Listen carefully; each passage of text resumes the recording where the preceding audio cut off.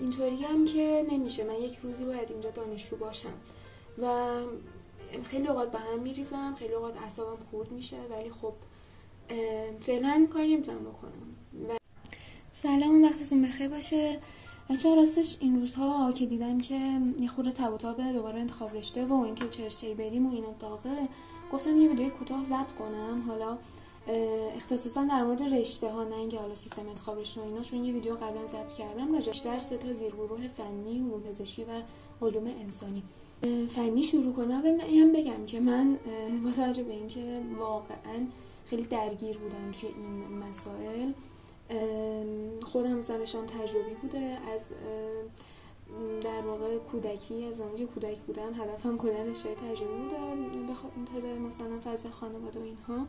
بعد دیگه المپیاد مثلا رفتم زمین شناسی، بعد سر همون المپیاد رتبه‌ام شد 5000، پشت موندم، نتونستم خوب بخونم، دوباره رتبه‌ام شد بین 2 تا 3000 تجربی و اصلا یهو سر از علوم انسانی روانشناسی در آوردم و بعد دیگه وارد دانشگاه تهران شدم و تفاوت علوم پزشکی و فنی و علوم انسانی و بعد دیگه وارد گفتمان شدیم و یه خورده این مباحث پیچیده‌تر رو دیدیم، یه خورده فلسفه علم و اینها رو باش آشنا شدیم. یه خورده خیلی درگیری زیاد با اینها داشتم، گفتم که بیام در موردش یه خورده صحبت کنم. بچه‌ها راستش در خصوص بچه‌های فنی و رشته‌های فنی باید بگم که اگر وارد دانشگاه فرنگیان یا تربیت دبیر شهید رجایی بشید، فرنگیان که فرنگیانه، تربیت دبیر شهید رجایی تفاوتی داره. اینکه مختلط درآمدش یه خورده بیشتر از فرنگیان‌های دیگه است، دانشگاهش نسبتاً کیفیت درسش بهتره و اینکه شما مدرک مهندسی میگیرین ولی معلمی اینه. یا اینکه وارد ارگان‌های نظامی بشین، اینجاها شما خب استخدامی از همون ابتدای درآمد کارمندی رو دارید و اینها. حالا هر کس هدفش رو داره و اون در واقع انگیزه و معناها رو در اونجا پیدا میکنه، خودش میره دنبالش. یا اینکه شما میاد وارد رشته‌های در واقع مهندسی دانشگاه‌های معمولی میشید. مثلا ما شریف رو در نظر بگیریم که دانشگاه فوق‌العاده‌ایه به همه لحاظ. اینطوریه که بچه شما وقتی که وارد این دانشگاه میشین، مثلا خود دانشگاه تهران، امیرکبیر، خواجه نصیر، همین شریف، من خیلی دیدم مثلا سازمان انرژی اتمیه یا مثلا همین شرکت‌های ایران خودرو، شرکت‌های خصوصی و دولتی و اینها هی میان ایونت و اینا برگزار میکنن. خود دانشگاه تهران چند بار برگزار کردن. بیشتر به درد بچهای در حقیقت علوم پایه و مخصوصا بچهای داروسازی و بچهای مهندسی میخوره، یا حتی خود همین وزارت دفاع و ارتش و اینها. و اینجا میان نخبه ها رو جذب میکنن. معمولا هم دیدم حتی از بچهای دانشجوهای سال اول دوم هم جذب میکنن، میبرن بهشون یه پول اندکی میدن، اونجا کار میکنن و بعدش هم دیگه همون رو جذب میکنن اونجا. یعنی فرصت شغلی هست ولی اون چیزی که شما میخواید مهمه. جو غالب چیه؟ جو غالب این هستش که بچه‌ها میرن معمولا از سال اول دنبال زبان خوندنن و معدل بالا و فکر نکنیم که وارد دانشگاه شدین دیگه معدل مهم نیست. نه خیلی وحشتناکتر این در واقع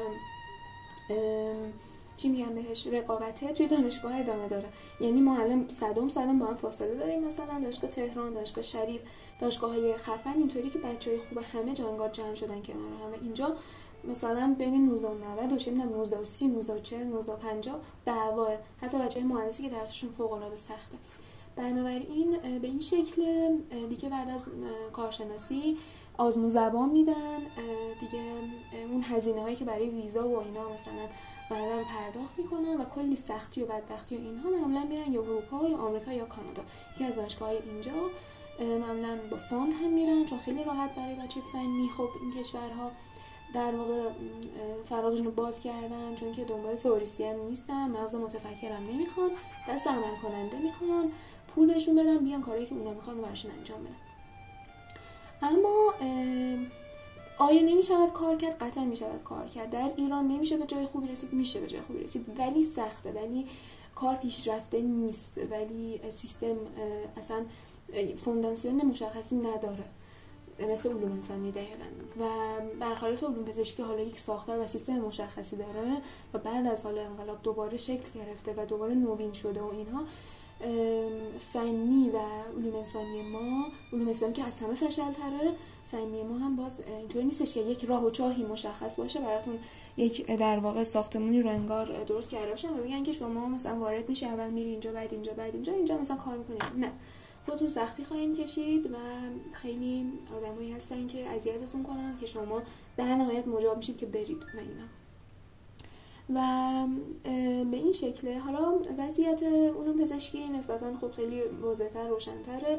متاسفانه شد علیرغم اینکه سیستم خوبی داریم ما در علوم پزشکی، ما طول علم نداریم. ما درسامون ترجمه‌ای ان، کارامون ترجمه‌ای ان و در نهایت حداکثر ما بتونیم یک تکنسین خوب در واقع پرورش بدیم. حتی پزشکی و داروسازی که خیلی پتانسیل این رو دارن که کار علمی به اون شکل خوب انجام بدیم، هم باز بیشتر تکنسین داریم پرورش میدیم و در داروسازی حالا بیشتر بیزینسمن. و تکلیف حالا پیراپزشکی و دندانپزشکی هم که مشخصه چون خیلی پرکتیکال ترن. ولی خب با توجه به اینکه یکی انحصاری این سه تا رشته، شما جایگاه شغلی و کار خواهید داشت و وقتی شما کار دارین و پول دارین، جایگاه شغلی هم به دنبالش میاد. و رشته‌های دیگه‌اش هم با توجه به اینکه تقاضا خیلی زیاده، ما مثلا به تعداد مثلا 10 پرستار یا 7 پرستار برای یه تخت نیاز داریم، در حالی که برای هر 10 تا تخت یه دونه پرستار داریم. بنابراین شما حتی در دانشگاه آزاد ناکجا آباد با معدل مثلا 12 هم پرستاری بخونی بازم میتونی شغل داشته باشی. هرچند قطعا کسی که در دانشگاه تهران پرستاری خونده با معدل 20 خیلی متفاوته با اون، ولی در نهایت شما شغل خواهید داشت. و وضعیت علوم پزشکی آره مشخصه، یعنی فونداسیونش درست‌تره، جمعیتشون کمتره، بودجهشون بیشتره، هرچند خودتون به عنوان نیروی کار خواهید شد و اینو باید در نظر داشته باشید. درس سخت، کار هم ازتون میکشن، سیستم اینطوریه که دانشجو رو به عنوان نیروی کار خودش استفاده میکنه. بنابراین اگر واقعا عاشق این رشته نباشین، به خیلی از این بچه‌های علوم پزشکی میپیوندین که همش دارن قور میزنن. و اما وضعیت علوم انسانی که از همه فشل‌تره به این شکلی که ما هیچیمون مشخص نیست. از یه سمت دعوای بین سنت و مدرنیته رو داریم، یک تعداد کلا میگن که علوم انسانی اصلا وجود ندارد، یک تعداد میگن که ما علوم اسلامی باید داشته باشیم، یک تعداد میگن علوم انسانی اسلامی باید داشته باشیم و اینا همشون تو پارادایم مختلفی هستن. یعنی اصلا علوم انسانی چیست؟ علوم انسانی اسلامی آیا ممکن است؟ ممکن نیست. اصلا علوم انسانی در ایران ممکن است؟ ممکن نیست. دعوا خیلی پیچیده تره، دعوا و نزاع در بخش‌های هسته‌ای تر هستش و متاسفانه همش تو سر کله هم میزنن دیگه. و با توجه به اینکه کشور ما داره با نیازهای اولیه‌اش دست و پنجه نرم میکنه و یک کشور در حال توسعه است، داره با جنگ، داره با تحریم، داره با بدبختی‌های مختلفی که از 4 جهت جغرافیایی بهش فشار وارد میکنن، حتی از آسمون هم دارن بهش فشار وارد میکنن، دست و پنجه نرم میکنه، خیلی نمیتونه بیاد توی این بخش‌های هسته‌ای کلان و تمدنی بشینه بگه که آره آقا من مثلا علوم انسانی میخوام اینطوری باشه. و در همون سخت هسته هم باز میام دعواست تو سر کله هم میزنن، چون خب علوم انسانی با هیومانیتیز متفاوته، هیومن ساینس با هیومانیتیز متفاوته. ساینس به معنای واقعی کلمه یعنی شما چیزی رو بتونید به عنوان ابژه در بیارید و در واقع فاعل شناسا نباشه براتون. یعنی چی؟ یعنی شما یک انسانی رو مطالعه میکنید، یک جامعه رو به عنوان یک چیز مرده انگار انداختید روی میز تشریح و دارید اون رو مطالعه میکنید، میخواین روش دخل و تصرف انجام بدید. جامعه شناسی چرا هیومن ساینس محسوب میشه ولی مثلا مردم شناسی نه؟ چون مردم شناسی حالت سوبژکتیو دارن، ولی شما نمیتونید اون مردم رو انگار به طور کامل به عنوان ابژه در بیارید مطالعه کنید. ولی در جامعه شناسی شما جامعه رو به عنوان یک ابژه بیجان بدون اختیار، بدون اینکه در نظر بگیرید اینها انسان هستن، میتونید بیاید مطالعه کنید. بنابراین اینجا هستش که وقتی سنت ما و دین ما و خود در واقع شبه علوم انسانی ما از دوره تمدن اسلامی وارد میشه، میبینیم که اینجا دو تا رویکرد متفاوت هستش که آیا اصلا هیومن ساینس داریم ما یا هیومانیتیز داریم. آیا اصلا هیومن ساینس رو جایی مثل ایران میتواند قبول کند یا نه؟ و اینجا دعوا هستش و وضعیت خیلی قاراش میشه در این که اصلا شأنیت بدهیم به علوم انسانی یا ندهیم، اصلا علوم انسانی میتواند کاری کند یا نه. حتی اونهایی هم که باور دارن میتونه کاری بکنه دارن مثلا نظریات به گل نشسته و قدیمی مثلا قرن 18 19 20 اروپا رو که اونجا مثلا جواب داده، چون از دل اونجا بر اومده، با توجه به مشکلات اونجا، با توجه به نیازها و اقتضاعات اونجا و با توجه به روانشناسی ذهن مردم اونجا، اونو وقتی میان اینجا تطبیق بدن رو ایران یه چیز کج و کلی در میاد. و از این سمت خب این سمتی‌ها که میگن که آقا ما باید علوم انسانی از دل ایران، از دل جامعه خودمون داشته باشیم که از اقتضاعات جامعه خودمون بر بیاد، این افراد معمولا کارشکنی میشه، جلوشون گرفته میشه، یا حالا میزنن میبرنشون اونور، یا اینکه جلوشون رو چه در واقع متحجرین داخلی چه اونهایی که در واقع خودفروخته هستن به خارجی ها، جلوشون رو میگیرن. چون که اگر یک شاکلیدی ما بتونیم پیدا کنیم و داشته باشیم که ما یک جامعه‌مون رو در واقع یکی از مشکلاتش رو هم سیستماتیک وار حل کنیم، واقعا خیلی فوق‌العاده خواهد بود. بنابراین چون یه خورده علوم انسانی وضعیتش ناجور و نامناسب، خلاصه که آره دیگه علوم انسانی وضعیتش خیلی قاراش میشتره. به چند تا دلیل که گفتم یه تعداد علوم انسانی اصلا علم حساب نمی‌کنن، یعنی اصلا متوجه نیستن. عزیزان فنی علوم پزشکی معمولا اینطورین. یه تعداد که خب گفتم اصلا هیومن ساینس با هیومانیتیز خیلی متفاوته. مثلا فلسفه یا علم مثلا حقوق، البته علم دانش حقوق جزء هیومانیتیز هستش، ولی یه چیز مثل جامعه شناسی یا روانشناسی مثلا جزء هیومن ساینسه و اینا خیلی توی مباحث خودشون پیچیدن، در حالی که خب جامعه ما خیلی نگاه سطحی و ساده‌ای بهشون داره. یه تعداد میگن که آقا ما زمانی که دینمون رو داریم چه نیازی داریم به علوم انسانی. یه تعداد میگن که نه، بحث دین کنار باشه، بحث علوم انسانی هم جدا باشه. ما در واقع تمدن میراثمون در سنتمون داریم خودمون چیزی که بهش بگیم حالا علوم انسانی. یک تعداد دیگر میگن که ما همون علوم انسانی غربی رو باید رو ایران هم اجرا کنیم و دارن یه چیز چپ چلاقی در میاد، چون اصلا علوم انسانی در واقع هیومن ساینس برآمده از انسان‌ها، اقتضاعات، وضعیت، شرایط، مشکلات و نیازها و در واقع همه چیز یک سرزمین هستش که مال دقیقا اونجاست. مثل پزشکی نیستش که مثلا آستامینوفن رو اینجا هم بدید اثر کنه اونجا هم بدید اثر کنه، نه. و یک تعداد دیگر میگن که نه آقا ما بحث سنت و دین و فلان به کنار، ما نیاز داریم به علوم انسانی و به علوم انسانی هیومن ساینس شأنیت میدن، جدا میکنن مرزهاش رو با هیومانیتیز و میگن که خب ما باید بیایم هیومن ساینس خودمون رو بر اساس اقتضاعات، نیازها، مشکلات و هر آنچه که الان در ایران باهاش داریم دست و پنجه نرم میکنیم بنیانگذاری کنیم، که اینها معمولا خیلی سطح هست جلو روشون و خلاصه که اوضاع خیلی درهم برهمه و چون که یه خورده نمیشه اندازه گرفت وضعیت در واقع نتایج کاری این عزیزان رو، وضعیت شغلی هم خیلی درهم برهمه. یعنی وضعیت شغلی اینطوریه که شما یا حالا وارد رشته‌های خود اشتغالی میشین، مثلا مثل روانشناسی بعدم میری حالا یه مشاوری میشی و اینا، یا اینکه استخدام خور رشته‌ت خوبه مثلا علوم تربیتی همین روانشناسی یا رشته مدیریتی، یا وارد هلدینگ های خصوصی و فلان میشی، یا اینکه وارد شرکت های دولتی میشی، استخدام میشی، همچین چیزایی. و درآمد هست، مثلا بخش مدیریتی و اینها، اینجایی که خیلی با پول و اینا سر و کار دارن و بستگی کامل به خودت داره. میتونی بدبخت کامل باشی، میتونی 0-0 باشی، میتونی 100-100 باشی، مثلا بری وارد مدیریت بشی، یه خورده رسانه بلد باشی. الان هم که دیگه چیچی مارکتینگ و مثلا هر جا رو نگاه میکنی یه چیز مارکتینگ اومده بالا، همه شدن کوچر، همه شدن روانشناس و همه شدن جامعه شناس، این میکروفون گذاشتن جلوشون و یه کراوات زدن، یه کت شلوار پوشیدن و دارن نظری صادر میکنن. خیلی هم بسته و پکیج هم میفروشن و اینا، ولی میخوام بگم که اوضاع خیلی قاراش میشتره توی علوم انسانی.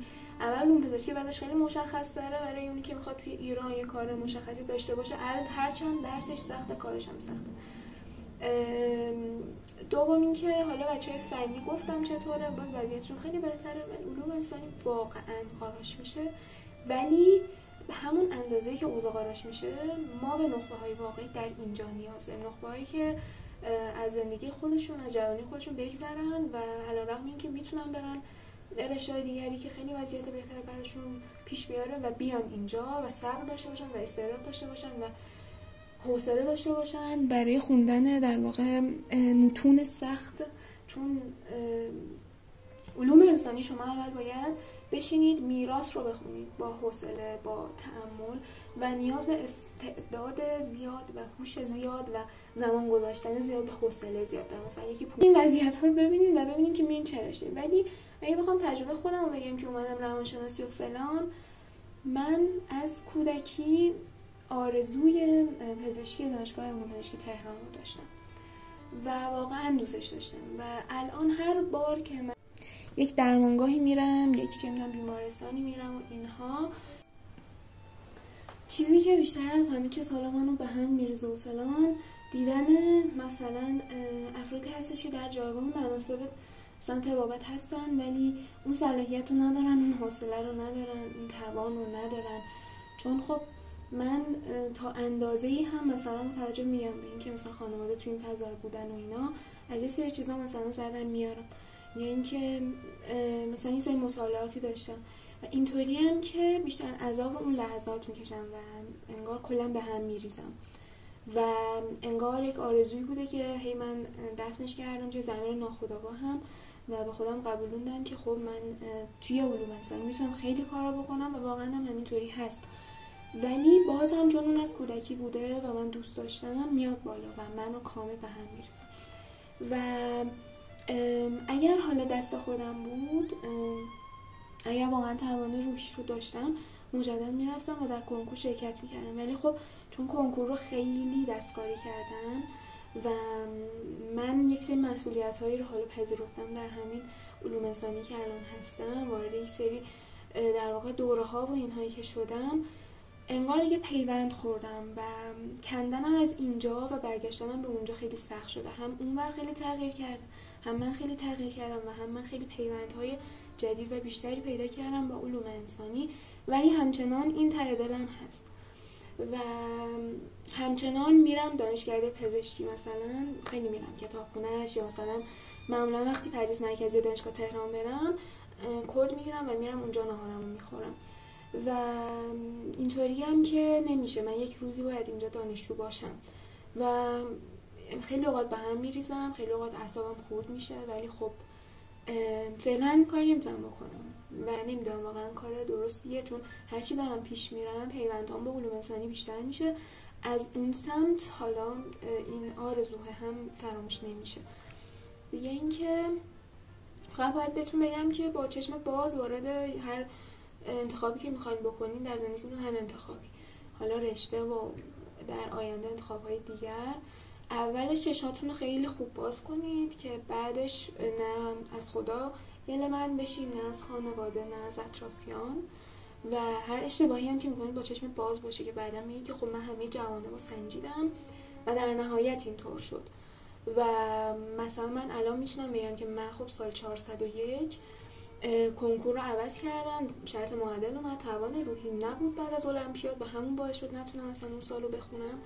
و اینکه خب بهترین انتخاب بین حالا رشته حقوق دانشگاه امام صادق و روانشناسی دانشگاه تهران و اینکه برم مثلا پردیس علوم پزشکی و اینها، برای من اون زمان این بود و من الان پشیمانی ندارم واقعیتش، ولی بابت مثلا المپیادم چرا پشیمانی دارم که چرا وارد همچین المپیادی شدم که بعدن حالا مدالم بیاری هیچ فایده‌ای نداشته باشه. بنابراین با چشمان باز ببینید وضعیت هر کدومشون رو، با دید کلان و کلنگرانه نگاه کنید و اینکه سعی کنید که خیلی راضی نشید به یه زندگی کارمندی معمولی، اینکه حالا یه درآمدی داشته باشیم و بعدش ازدواج کنیم و بچه دار بشیم و یه چیزایی بخریم، یه خونه بخریم و بعد بازنشسته بشیم و اینکه مثلا همه روتین دیگه دار فانی رو بدا بگیم، اینطوری نباشیم. یعنی من همیشه میگم که واقعا اگر زندگی اینه من نمیخوام همچین زندگی رو، چون اون وقت مثلا چه میدونم خروس محل و گوسفند مثلا مشهسن و فلان و اینا از ما خیلی بهتر زندگی میکنن، دردسرای ما هم ندارن، خیلی بهتری. خلاصه که ببخشید زیاد صحبت کردم، امیدوارم براتون مفید واقع شده باشه. خدا نگهدار. نظرتون رو حتما بگین.